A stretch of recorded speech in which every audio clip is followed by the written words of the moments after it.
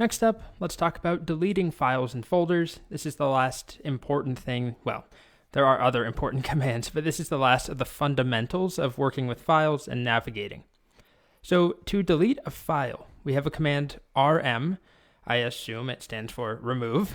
And all we need to do is rm and then a space and then reference a file name, assuming that the file is in our current directory, or we need to reference the correct path to get to that file.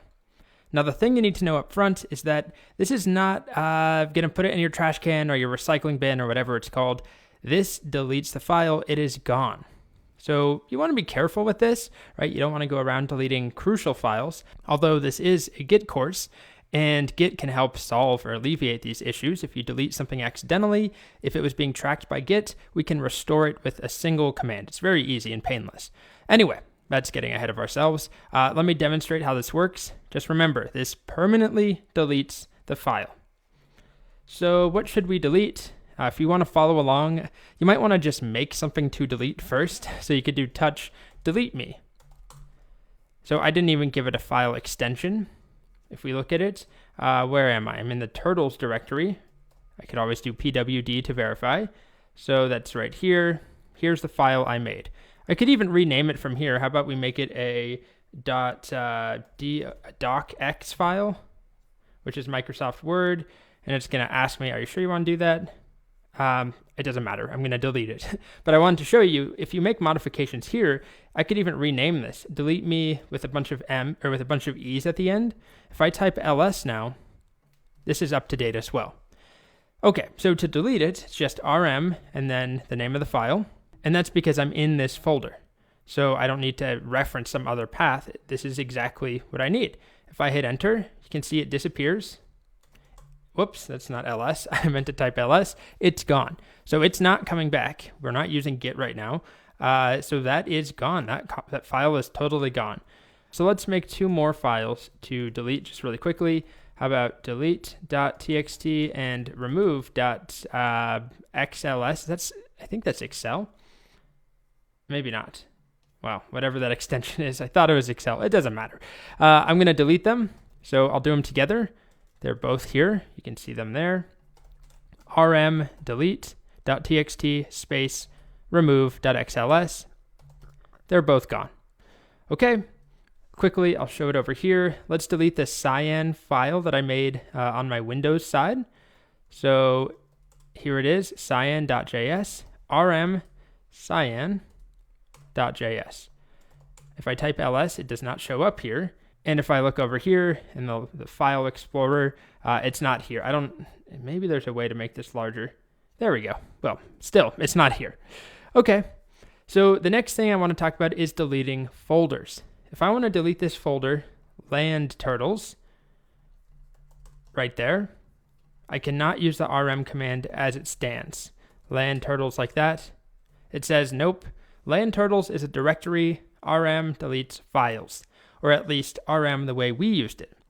So we actually have a variation of rm in order to delete a folder or a directory, rm-rf. We haven't talked about flags. This is, just a crash course on the basic terminal navigation, the essential commands you need to know. But all of the commands we've used actually accept a bunch of options that modify how they behave. So as a quick example, ls actually has a couple of other variations. One is ls-a, which is going to show me hidden files. So that -a modifies the behavior of ls. It says list all files, including hidden. Hidden files start with a dot, so there's a hidden file. This will actually come up when we make a Git repository. It makes a hidden directory for us. Anyway, getting ahead of myself. So these flags are different options we can pass in. And there are two we will use on rm if we want to delete a directory. R and F. We don't need to go too much into what they mean. They stand for recursive, that's the R, and force is the F. Basically, this is how we delete a folder. But you want to be careful with this, because just like with deleting a file from the command line or from the terminal, it's gone.